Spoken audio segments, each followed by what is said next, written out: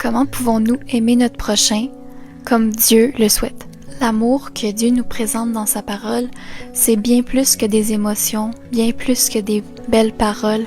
L'amour, c'est un choix, un engagement, et il se démontre par des actes.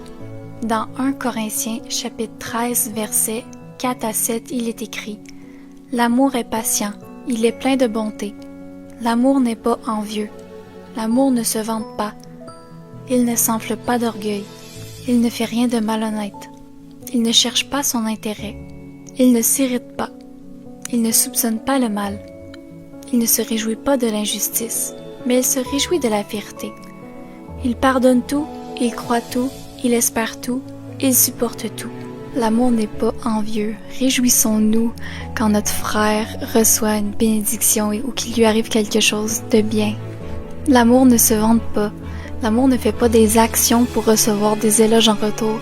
Il le fait par amour. Il ne le fait pas pour l'attention ou pour les mérites. L'amour ne s'enfle pas d'orgueil. L'amour se concentre sur les besoins des autres et non juste sur ses besoins à soi-même. Cet amour-là va à l'encontre de notre tendance naturelle. Il nous est impossible d'avoir cet amour-là qui est parfait sans l'aide de Dieu.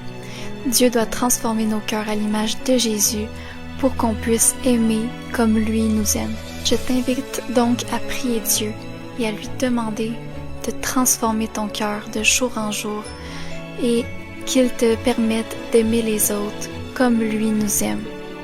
Et avant tout, on peut lui demander « Seigneur, aide-moi à t'aimer plus que tout ».